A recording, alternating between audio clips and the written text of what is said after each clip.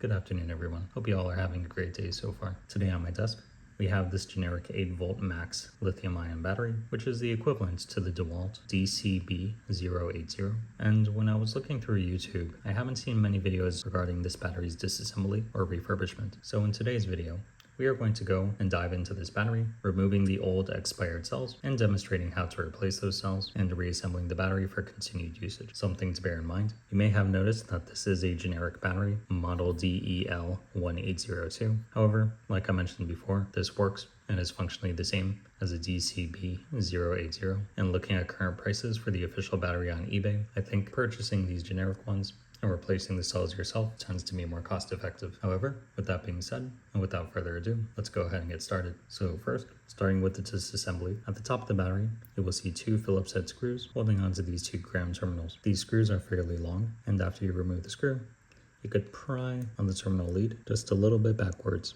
to provide clearance for the housing to move upwards. After both screws are removed, you could begin to move this housing side to side until the battery comes out of its sheath. From here, we can gently pull these terminals out and leave them hanging like this as they are connected to a wire on each side of the battery. After those terminals are moved out of place, you can move this housing from side to side and carefully feed this terminal through the plastic gap until the housing is released. From here, we can place these terminals over to the side, being careful not to damage this component and paying attention to how these tabs are spot welded. When you replace these with new cells, you want to make sure that they are in the same orientation as the existing cells. Removing this tape, this is what the bottom looks like, and this is what the top looks like. Bear in mind, these cells are spot welded in series with the positive end here, negative, positive, negative. The cell types are 14650, 900 milliamp hours, 3.7 volts. And for our purposes today, since both these cells are still good, when replacing these cells, the process would be similar to replacing the cells in a DeWalt battery by first measuring the voltages, determining which battery cell is bad, carefully removing the welds on the bad cell from either side, and then replacing the cell and spot welding it back into series with the other battery. Or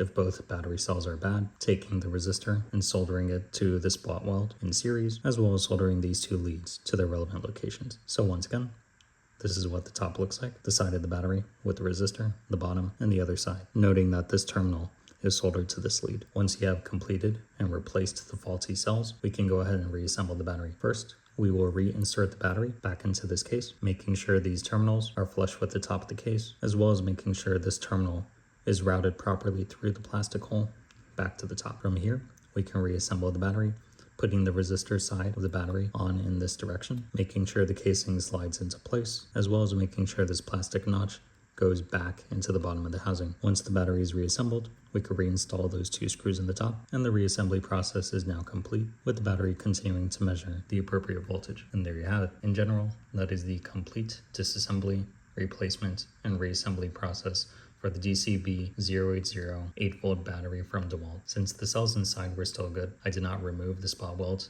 on the still operational batteries. However, other videos on my channel have demonstrated utilizing the spot welder, as well as using welding tabs such as this to appropriately weld lithium-ion batteries in series so that you're able to achieve the same result here. As always, continue to be very careful when you are working with lithium-ion batteries, and if you have any concerns, seek professional consultation for this process. But in any case, that's it for today's video. So thank you all for watching. If this video has helped you in any way, please be sure to give it a like and also consider subscribing, as it helps the channel a lot. Also, feel free to post any comments down below. But once again, thank you all for watching, and I hope you all have a great day. Take care.